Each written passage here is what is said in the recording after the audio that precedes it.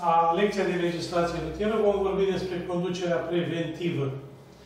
Conduita preventivă reprezintă comportamentul participantului la trafic ce are drept finalitate evitarea producerii unui accident rutier, previzibil, dar și limitarea consecințelor accidentului dacă acesta este iminent. Conduita preventivă. Vreau să precizez că în calitate de șofer, la început, nu o să aveți experiență, reflexe care să vă ajute în conducere. Și atunci foarte important este de a ști cum trebuie să te comporți în trafic. În trafic trebuie să fii amabil. Dacă cineva a greșit, nu înseamnă că eu trebuie să-l agresez fizic sau verbal. Trebuie să ținem cont că și noi greșim. Șoferii cu experiență greșesc și ei. De aceea, în trafic, este foarte important să dăm dovadă de amabilitate. Mergând un pic mai departe. La început de profesie, să zicem, de conducător auto, îți va fi foarte greu. Ca să eviți situațiile neplăcute din trafic, este foarte important să cunoști și să respecti regulile rutiere. Regulile date de legislație. Până capeți dexteritate, până capeți reflexe, până ajungi să treci prin niște situații care să te ajute în trafic, important este să cunoști și să respecti partea de legislație rutieră. La conduita preventivă, aici facem o trecere în revistă în ceea ce privește factorii conduitei preventive, tehnici de bază ale conducerii preventive și situații cu risc potențial sau actual în trafic. O să începem cu factorii conduitei preventive și o să vorbim despre vigilență. Când vigilență reprezintă capacitatea conducătorului auto de a fi atent în permanență la ceea ce se întâmplă în jurul său în timpul conducerii și de a fi pregătit să acționeze prompt pentru evitarea oricărui accident. Deci, recapitulăm. De a fi atent în permanență. În general, vigilența solicită toate simțurile conducătorului auto. Auzul, văzul, mirosul, simțul tactil. Când vorbim despre auz, o să observați că odată cu trecerea timpului o să ajungeți să vă cunoașteți mașina. O să-i simțiți eventualele zgomote care nu fac parte din funcționarea ei uniformă. La motor, la roți, la viraje, dacă ei și auzi un zgomot. Deci toate acele zgomote îți vor ridica semne de întrebare. Mergem mai departe. În ceea ce privește auzul, prin auz recepționezi aproximativ 90% din informația rutieră. Un văz bun, o atenție a tuturor detaliilor din trafic te ajută foarte mult. Simțul tactil. Simțul tactil îl folosim la acționarea dozată a pedalelor, recepționarea vibrațiilor, recepționarea comportamentului dinamic al autovehiculului. Da? Deci, ne ajută foarte mult. Toate aceste informații vor fi prelucrate de sistemul nervos și transformate într-un comportament armonios. O să trecem un pic tot aici legat de vigilență la acei factori care diminuează vigilența. Acolo, dacă observați, sunt două fotografii care îmi trimit niște informații vis-a-vis de vigilență. Vedeți, avem un drum monoton, fără forme de relief, înnorat. Deci, cu alte cuvinte, dacă activitatea de condus nu este dinamică, te poate învia la somn. Deci, cu alte cuvinte, când te uiți la volan, trebuie să fii odihnit. Dincolo, observați persoana respectivă, vorbește la telefon. Vorbitul la telefon perturbă atenția conducătorului auto. Ori primește o veste bună, ori veste rea, oricum nu mai ești atent la condus. Nu întâmplător este obligatoriu să folosim acele dispozitive hands-free, astfel încât să avem mâinile libere când vorbim la telefon. De preferat este să evităm vorbitul la telefon. În afară de vorbitul la telefon, consumul de alimente în timpul condusului poate dăuna atenției. Deoarece, dacă ți-a căzut o frimitură, ceva pe cămaș, automat ai coborât capul. Coborâtul și ridicatul capului înseamnă 2-3 secunde. Și la o viteză mare, spațiul parcurs este destul de mare. Unuirea CD-play-urilor la fel, aprinderea țigării. Când se îmbie ziua cu noaptea sau noaptea cu ziua, dacă aprinzi țigara, automat flacăra aceea orbește pentru o secundă, două ochiul. Până ochiul își revine la acuitatea normală, automat poți produce un accident. Întoarcerea capului către pasagerii din autovehicul. În principiu, dacă în mașină se întâmplă ceva care te perturbă sau ai probleme în spate, decât să întorci capul, mai bine oprești pe partea dreaptă a părții carosabile, rezolvi problema care te deranjează și mergi mai departe. Balansarea diferitelor obiecte plasate în câmpul vizual. Când am vorbit despre mașină, am spus că mașina, când iese pe poarta fabricii, are o anumită vizibilitate în habitat. Și am văzut că ne este interzis să diminuăm din vizibilitate. Tocmai pentru a nu ne perturba câmpul vizual. Discuții, gesturi ale pasagerilor din autovehicule. Nu uitați, când sunteți la volan, sunteți responsabili de toți cei care sunt în autovehicul. De aceea trebuie păstrat un mediu fără poluare fonică. Mergem la următorul factor de conduită de prevenire și anume prevederea. Prevederea reprezintă capacitatea conducătorului auto de a anticipa situațiile din trafic. Anticipez că după curba aia deosebit de strânsă, s-ar putea să întâlnesc o căruță. Anticipez că după vârful de rampă, s-ar putea să fie cineva oprit. Sunt situații pe care le gândesc și care pot să mă ajute astfel încât să conduc în siguranță. Da? Capacitatea asta de prevedere presupune inclusiv prevederea greșelilor celorlalți participanți la trafic. Dacă îl vezi că vine cu viteză, dacă îl vezi că este nehotărât, dacă îl vezi că dă să depășească, iarăși revine în coloană. Asta arată că tu trebuie să păstrezi o anumită distanță față de conducătorul respectiv. Mergem la al treilea factor al conduitei preventive, și anume judecata. Reprezintă capacitatea conducătorului auto de a alege varianta optimă de ieșire dintr-o situație periculoasă. Varianta optimă. Ca să alegi varianta optimă, înseamnă că ai cu ce să o compari, înseamnă că tu ai mai trecut prin această situație.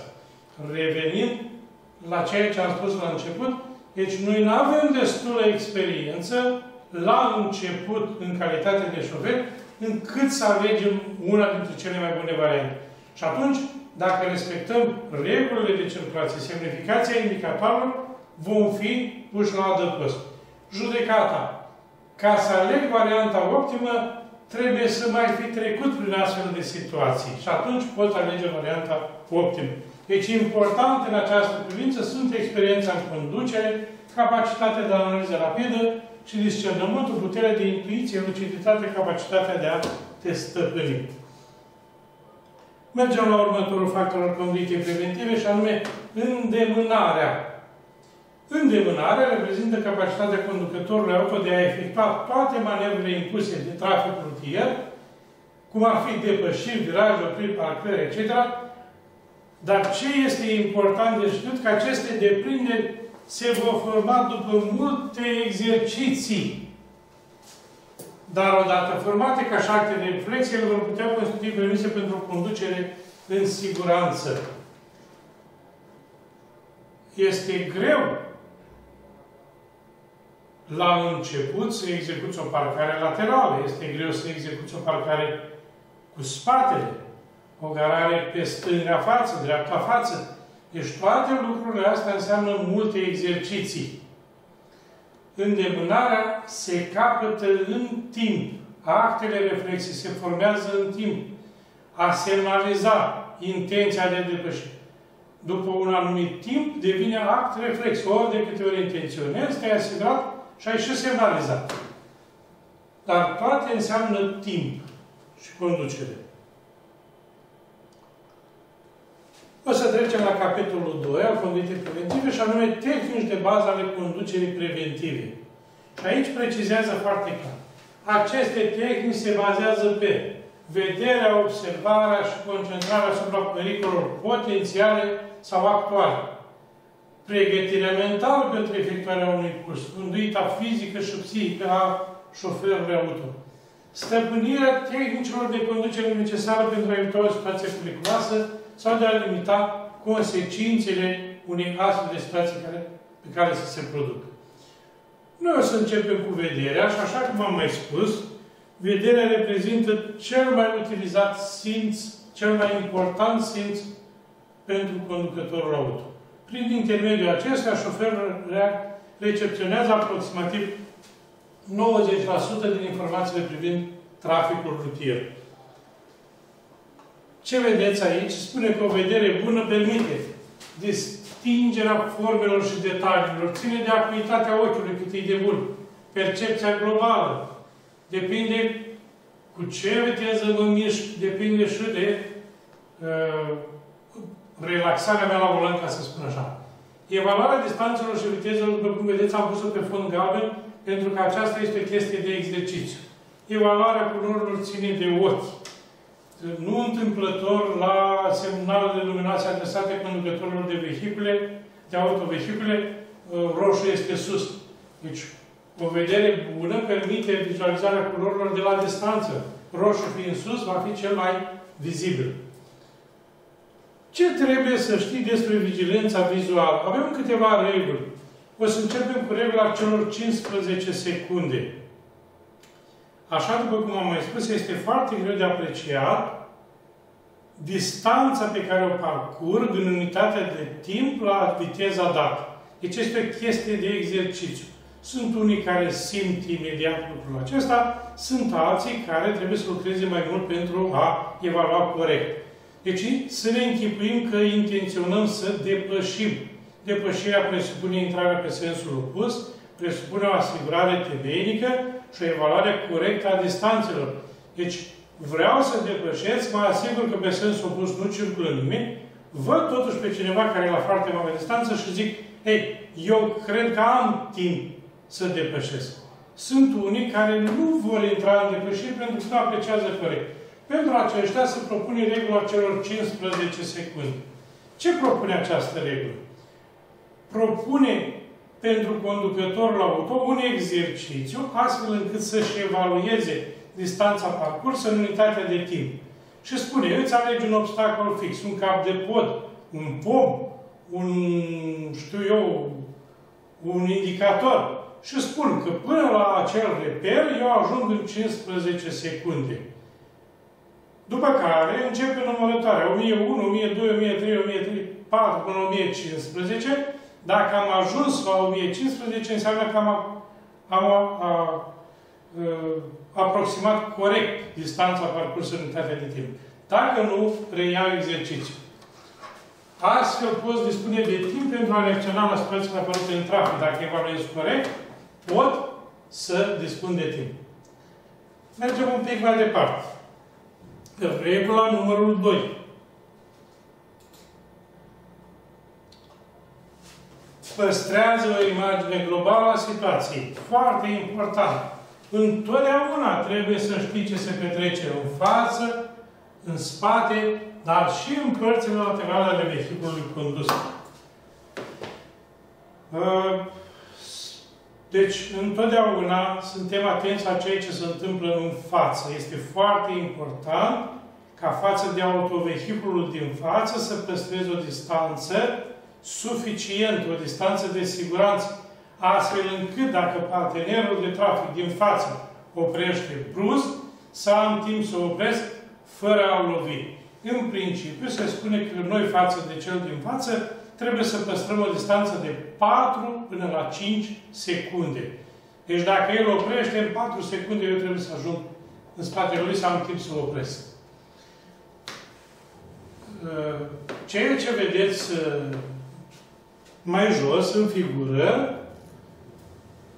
face o trimitere la unghiurile moarte. Deci, atenție la unghiurile moarte. Unghiurile moarte sunt acele porțiuni din benzile laterale pe care nu le observ decât atunci când întorc capul. De aceea, ori de câte ori intenționez să schimb direcția de mers, că fac virajul stânga, că fac dreapta, că trec pe banda din stânga, că trec pe banda din dreapta, obligatoriu, când schimb direcția de mers, voi întoarce și capul. Deci, la schimbarea benzilor, mă asigur, semnalizez, acord prioritate, intru progresiv. Și foarte, foarte important, înainte de a trage de volan pentru schimbarea direcției de mers, să întorc capul. Stânga sau dreapta. A nu întoarce capul înseamnă că tu vei produce un accident. Dacă mergi pe banda de dreapta, vei da peste motociclet. Dacă mergi pe banda de stânga, vei da peste autovehiculul albastru. Da? Deci foarte, foarte important este să efectuăm manevra în siguranță. Pentru aceasta vom folosi și rotirea capului. Regula numărul 3. Menține ochii în mișcare. Ochii trebuie să se miște la fiecare 2 secunde. În oglinda laterală sau în retrovizoare, voi privi odată la 4-5 secunde. Când privesc în oglinda retrovizoare, în spiritul conduitei preventive se spune că conduc și pentru cel din spate. Dar atenție! Privirea mea mai tot timpul trebuie să fie față de autovehiculul din față. Pentru că în caz de accident, eu voi plăti daunele pentru că n-am păstrat o distanță de siguranță suficientă. Regula 4. Păstrează o soluție de rezervă. Ca să ai o soluție de rezervă, înseamnă că tu ai mai întâmpinat genul acela de situații. Și atunci poți să-ți spui problema. Da, asta iarnă când am condus, am văzut că dacă mă apropii prea mult de ăla, voi fi obligat să ies în decor. Sau am văzut că dacă el a oprit, eu nu am bruscat frâna și am mers foarte încet, am încheiat frâna de serviciu, atunci am oprit în condiții de sănătate. Deci, ca să alegi acea variantă optimă, trebuie ca tu să ai experiență în spate. Neavând experiență în spate, atunci cel mai bine este să respecti regulile de circulație. Ceea ce propune aici soluția de rezervă, zice, întotdeauna trebuie să eviți loviturile frontale, precum și cele pe care le provoci celui din față. Pentru că la lovituri frontale se lasă cu victime, la loviturile din spate poți să-i frângi gâtul celui care se află pe mașina din față pe care o poți lovi. Și atunci, întotdeauna, când intri într-o situație fără ieșire, de preferat este să lovești cu partea laterală, astfel încât să diminuezi din impact. De preferat este să nu intri pe contrasens. Dacă se poate, să te duci în decor, numai că trebuie avut grijă și în decor, să nu ai o râpă, să nu ai un mal abrupt, sau mai știu eu ce. Regula 5. Fii vizibil. Așa cum am spus când am făcut semnalele conducătorilor de vehicule, chiar am precizat la începutul lecției, dacă vă aduceți aminte, cum că pe drumul public spun ce fac și spun din timp spun ce fac. Spun ce fac în sensul în care folosesc semnalizare, acționez frâna de serviciu ca să vadă cel care vine din spate că opresc. Eventual, dacă este un risc de accident, ceva, dau și un claxon scurt, da? Deci, asta înseamnă să fiu vizibil. Pentru ca ceilalți să vadă, trebuie să comunicați. Nu presupuneți că ceilalți v-au văzut. Folosiți claxonul, luminile indicatoare de direcție, flash-urile, schimbați ușor poziția vehiculului. Deci, ori de câte ori intenționez să fac viraj stânga sau dreapta într-o intersecție, obligatoriu țin cont de locul în care vreau să fac virajul, eventual semnalizez din timp, mă apropii de axul drumului pentru viraj stânga, mă apropii de bordură sau acostament pentru viraj dreapta, da? Și uitați-vă, asigurați-vă că mesajul pe care vreți să-l transmiteți este unul univoc și a fost receptat de cel căruia îl adresați. Dacă intrați într-o parcare și cineva dă cu spatele, dați un claxon scurt, îl avertizați că sunteți dumneavoastră acolo. Că dacă vă mișcați în continuare și el nu vă vede, automat se produce accident. Mergem un pic mai departe și vom vorbi despre pregătirea mentală și fizică pentru efectuarea unei curse. Conducătorul auto, în afară de cunoștințele teoretice și practice, trebuie să aibă o anumită conduită a vehiculului pe drumul public. Îi se cere să aibă condiție fizică bună, îi se cere să fie liniștit din punct de vedere psihic și dacă vă uitați un pic pe aceste fotografii, ele sunt destul de intuitive. Când te urci la volan, nu mânca și bea copios pentru că să te apuce somnul. Când te urci la volan, lasă toate supărările acasă. Scopul tău este să ajungi la destinație. Ca să ajungi la destinație, trebuie să cunoști traseul, să fii bine documentat. Deci, înainte de a pleca într-o cursă, obligatoriu îmi analizez traseul. Obligatoriu îmi analizez consumul de carburant. Va trebui să știu exact pe unde merg. Mai departe. Aici te avertizează cu ceea ce se cheamă consumul de medicamente. Dacă știi că consum medicamente de natură ați afecta capacitatea de conducere, atunci nu te urci la volan. Aici spune că oboseala constituie unul dintre factorii care generează accidente. Este deseori ignorată. Mulți șoferi, considerând că o cafea, un energizant spălatul pe față, pot înlocui odihna. Șoferii trebuie să cunoască semnele oboselii și riscurile scăderii vigilenței. De la un moment dat, unele lucruri le facem automat la volan. De aceea, ori de câte ori simțim că am obosit, este foarte important să luăm o pauză de revigorare. Coborâm un sfert de oră, stăm, ne relaxăm, după care urcăm la volan. În ceea ce privește consumul de alcool, alcoolul afectează percepția, gândirea, reflexiile conducătorului auto. Aici se vorbește de riscul de producere unui accident. Da? Cercetările au arătat că de la 0,3 la 1000 debutează riscul producerii unui accident. Aproximativ o bere sau un pahar cu vin. Pentru cei care nu sunt consumatori de alcool, e o cantitate care poate influența conducere. La 0,8 la 1000 riscul se multiplică de 10 ori, iar la 1,2 la 1000 de 35 de ori. Deci, alcoolul nu este un mod de a-ți crește curajul când ești la volan. Dimpotrivă, consumul de alcool crește riscul de accident. Dacă vă uitați aici, spune că principalele efecte ale consumului de alcool sunt: scade nivelul concentrării, reduce câmpul vizual, mărește timpul de reacție, diminuează precizia gesturilor, reflexele scad. Unii sunt euforici, alții devin agresivi, alții melancolici și așa mai departe. Deci, din punct de vedere al consumului de alcool, căutați să evitați. Legat de medicamente, tot am vorbit despre medicamente și ați văzut că în momentul în care s-a produs un accident soldat cu victime, automat se iau probe biologice. Dacă în probele biologice îți găsește medicamente cu efecte similare stupefiantelor, vei fi găsit vinovat pentru că nu ai voie să te urci la volan dacă consumi astfel de medicamente. Dacă vă uitați, există aproximativ 1000 de medicamente cu asemenea influență. Adică sedative, tranquilizante, antiseptice, microrelaxante, analgezice. Acestea pot genera somnolență, asterie, scad capacitatea de concentrare, diminuează performanțele, induc tulburări în comportament. În ceea ce privește coordonarea mișcărilor, reduc precizia și atenția.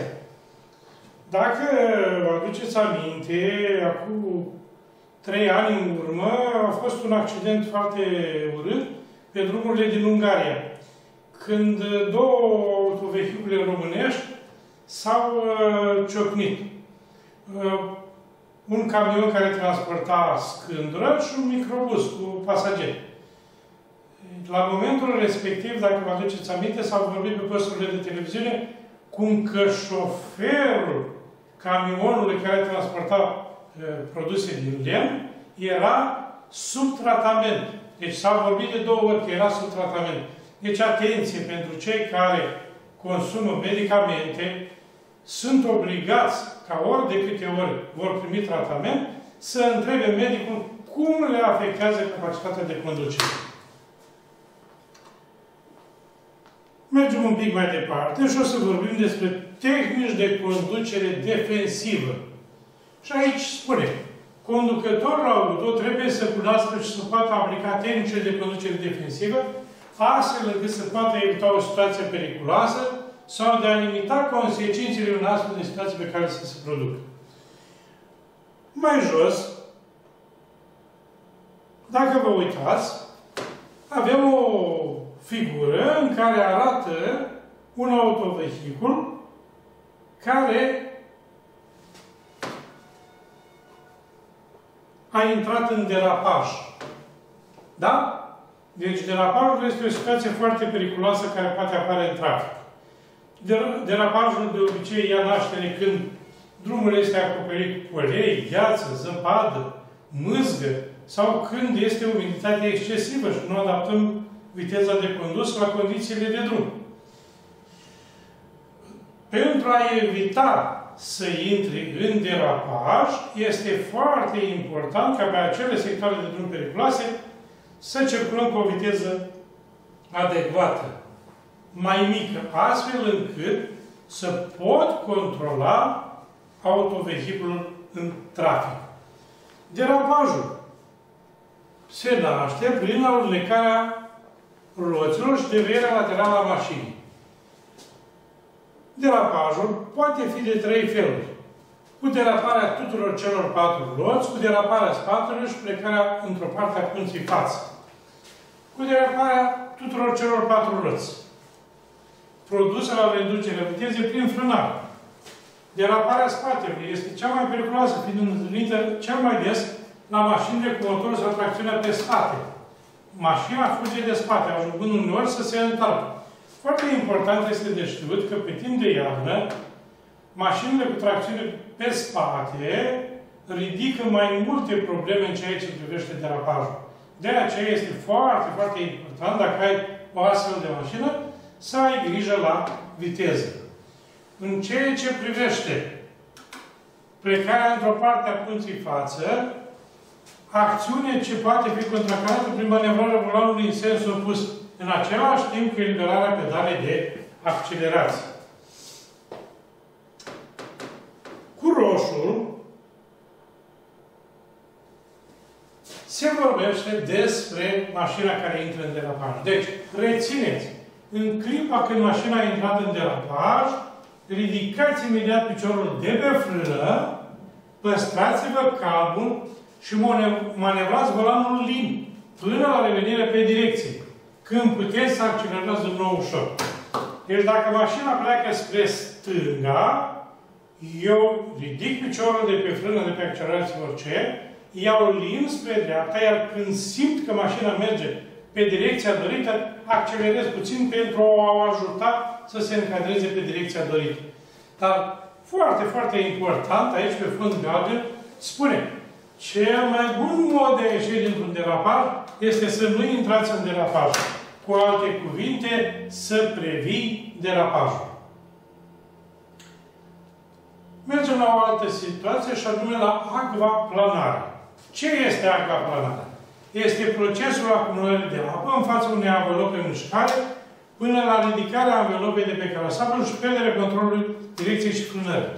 Deci, dacă observați, pe drumurile cu umiditate excesivă, deci plouă abundent și drumul plin de apă, dacă circul cu o viteză mai mică, atunci rizurile anvelopei au posibilitatea să evacueze apa din fața anvelopei, astfel încât anvelopa să fie așezată direct pe asfalt, să aibă contact permanent cu asfalt. Dacă cresc viteza, atunci anvelopa nu mai reușește prin rizuri să evacueze apa din față, iar apa începe să se insinueze sub roată. La o viteză mult mai mare, mașina va ajunge cu roțile să fie pe o poșghiță de apă, astfel încât controlul asupra direcției și frânării este redus foarte mult. Cum se iese dintr-o astfel de situație? Dintr-o astfel de situație se iese ridicând piciorul de pe accelerație și acționând frâna de motor, încetinesc de la sine. În cazul în care simt că am ajuns în postura aceasta, nu frânez, nu schimb direcția de mers. Da? Factori care favorizează apariția aquaplanării. Deci este viteza și starea anvelopei. Dacă circul cu viteză mare, am văzut că rizurile nu reușesc, iar dacă anvelopele sunt uzate, atunci cantitatea de apă care este evacuată din fața anvelopei este mică și atunci pneul pierde contactul cu asfaltul. Da? Și apare aquaplanarea. Da?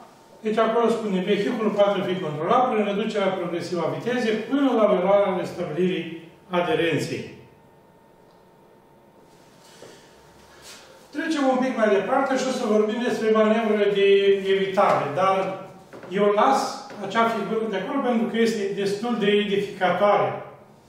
Este foarte important să analizăm un pic aceste figuri și o să vedeți că marea majoritate a accidentelor produse în acele figuri se datorează nerespectării regulilor de circulație, nerespectării indicatorilor. Da? Prima figură, dacă observați, mașina gri intră în fața mașinii a doua și o forțează să frâneze. Frânează și cel din spate vine și îl lovește. Cine este vinovat? Autorul moral al accidentului este autovehiculul gri. Dar el pleacă și rămân cei doi care ajung să încheie constatarea amiabilă. Cine va plăti? Bineînțeles că acesta, că l-a lovit pe celălalt din față. Da?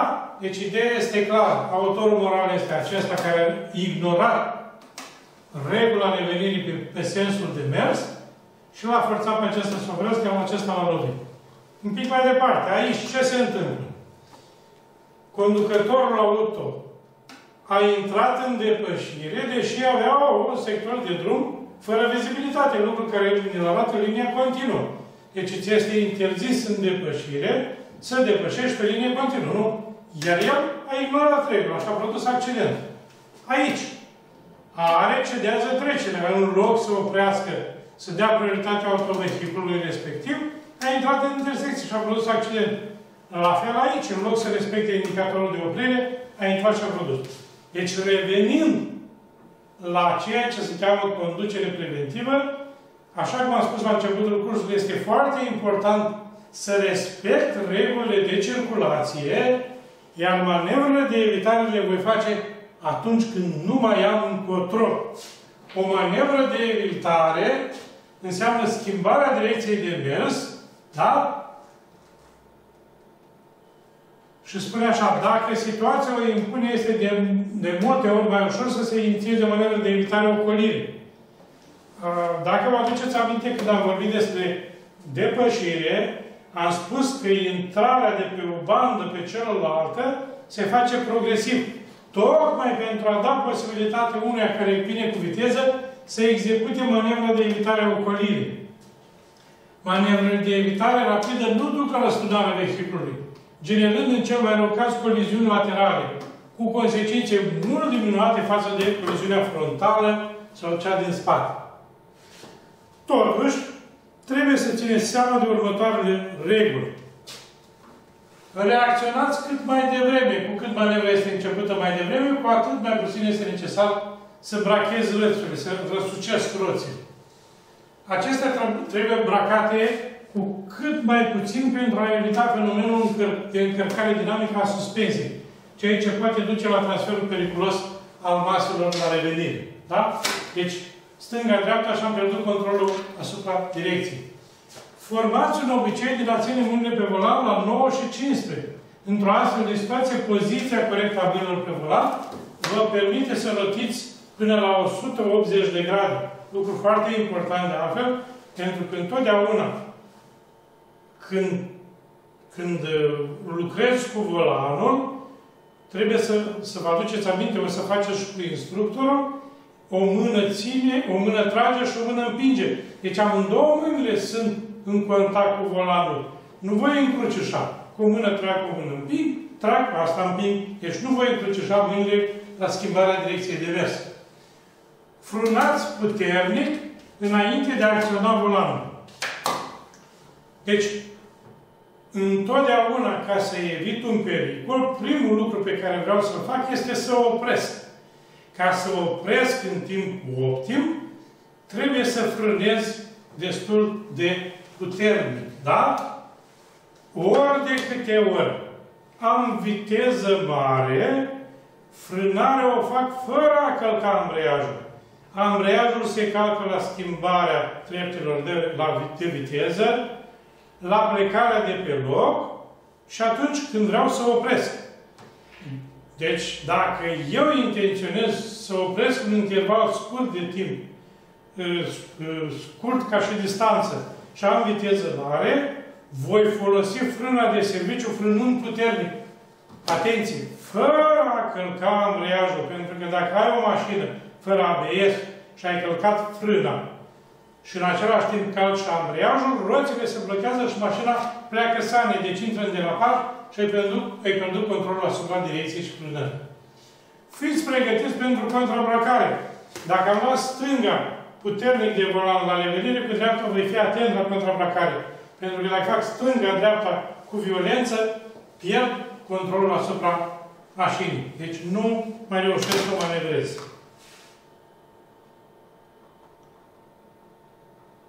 Aici se vorbește de frânare de urgență. Este de două, poate fi realizată în două feluri. O frânare modulată și o frânare controlată. Frânarea modulată. Apăsați frânele la maxim și slăbiți efortul de apăsare când roțile se blochează. Da?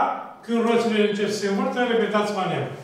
Frânarea controlată spune că apeși frâna până simți că roțile au tendința de a se bloca.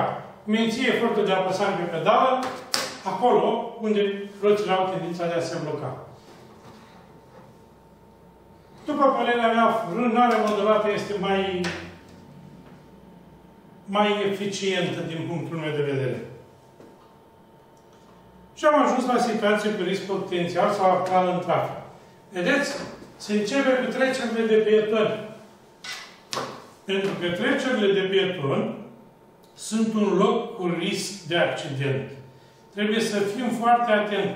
Dar dacă vă aduceți aminte, când am vorbit despre indicatoarele rutiere, am spus așa, la trecerile de pietoni se circulă cu viteză redusă. Dacă suntem în localitate maxim 30, dacă suntem în afara localității maxim 50. Pe noi, să zic așa, trebuie să fim foarte atenți în localități, pentru că aici densitățile de trafic sunt mai mari. Intensitățile traficului sunt mai mari. Și atunci, acolo, în localități, trebuie să fim foarte atenți la trecerile de pietoni. Deci circulăm cu maxim 30 și dacă vă aduceți aminte, am spus eu, se respectă intenția pietonului de a traversa. Deci dacă îl văd că vine clar să traverseze, îi voi acorda prioritate.